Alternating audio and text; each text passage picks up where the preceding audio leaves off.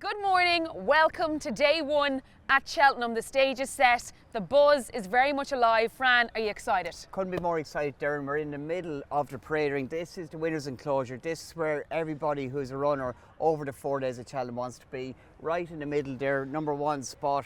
Doireann Dynamo, the big Irish hope in race one. There's going to be a big cheer. This place will be thronged with people. Is this where the roar happens, the one I've been hearing about?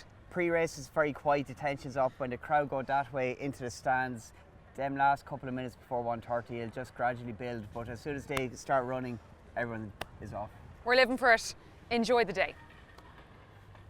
Joined now by Willie Mullins, the winning most trainer at the Cheltenham Festival. Willie, the calm before the storm. Well, not so calm, plenty of horse going around. It's just a beautiful morning here, and you couldn't ask for anything better. Tomorrow morning I think it's going to be wet and drizzly, but this morning is beautiful. All the horses have arrived in good order.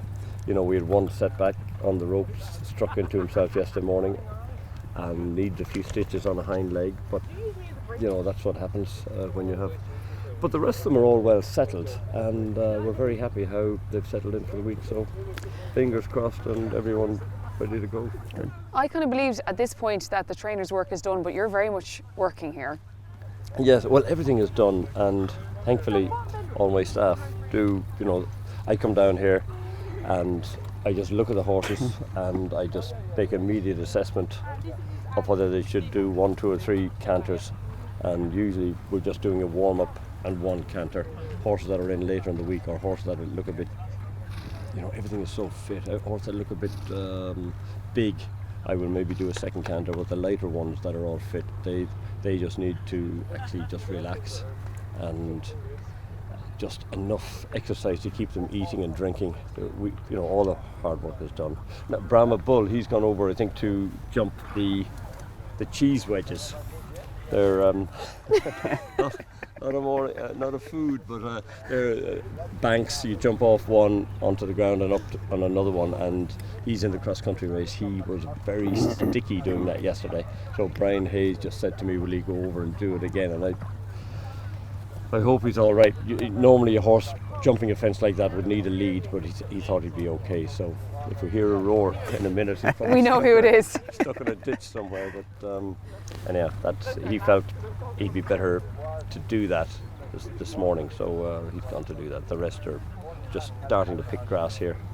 And Willie, this is your big week of the year, of course, and we're not going to start with your 60-odd runners, but Energamine is going around as we speak. He's a big chance tomorrow in the Queen Mother Champion Chase. Yeah, he has. We're very, very pleased how he's settled in and getting on the grass. Like, my surface at home is an all-weather surface, wood chip, and it's much softer than here, and it's amazing when the horses get here and just get a lovely, kind surface underfoot, how they perk up, and his 2 ears are pricked and he's just really enjoying it. So I think the better surface mightn't be any harm to him. I actually thought it wouldn't suit him, but when I see how he reacts on it, we're hoping that we can turn the tables on Shishkin. Can you take a deep breath now you're here after the last couple of weeks to build up to get horses here? The pressure's on, but now that you're actually here, can you just take a deep breath before racing time? Not really. I mean, last night I had one horse that a well-fancied horse that was lame. Excuse me. We think it's just a stone bruise, and hopefully that will burst out today sometime. It's not running till later in the week. We had it 2 or 3 years ago with Shakinpur Swap. He was screeching favourite for the champion chase, and he got a stone bruise. It kept him out of action for 24 hours. That was the 24 hours. The following morning he was fine, could have run, but the race was over. And so you're constantly, I'm worried every time I pick up the phone and think, one of my staff are ringing to say what is wrong now, and so you're on the edge the whole time until the last race on Saturday. And then yesterday morning, another freak accident. Ruby was on the Gallops here, and the horse got down to roll and rolled over his legs, so I think he's hurt his ligaments and that. He's in a moon boot, I think. He is, yes, yeah. So thank God it wasn't Paul. Exactly. But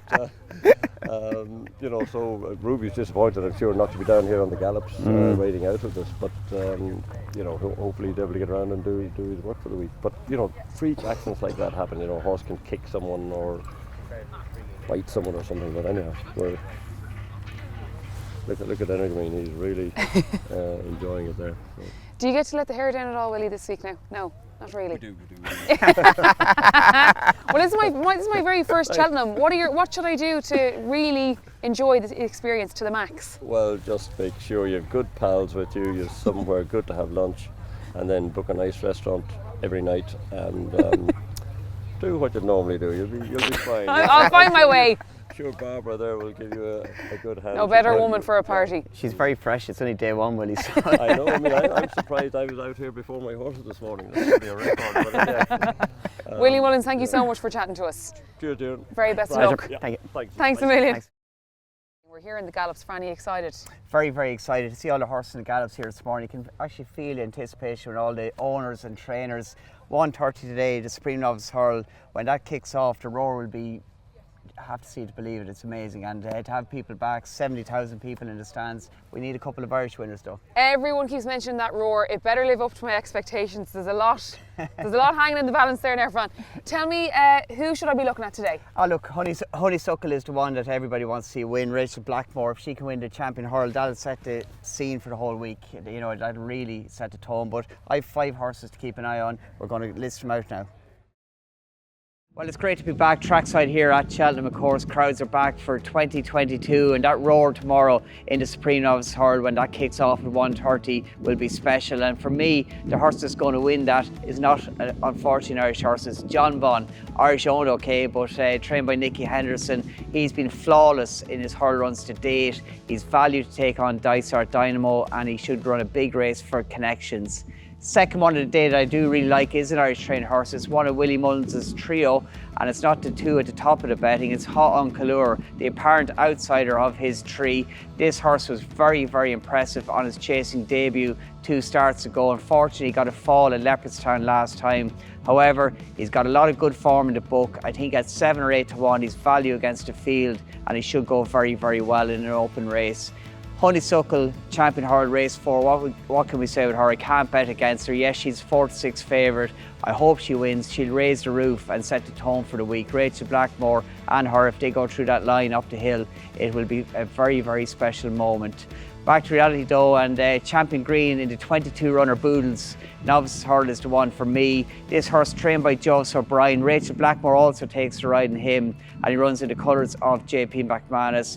He's just been a shade keen, running a bit too free through his races in Ireland. The faster pace here in England will suit him very well, and a double figure each way price, he's value in a wide open contest. And finally, to finish off the day, the last of my 5 picks is Statler, trained by Willie Mullins, a ready winner at Naas recently. He looks a real stare in the making. He will relish the tough testing hill here at Cheltenham on day 1. We hope we've steered you in the right direction. Well, not me. We hope Fran has steered you in the right direction for some winners today. Enjoy it. See you back here tomorrow again, but we'll all be cheering on Honeysuckle. Woo!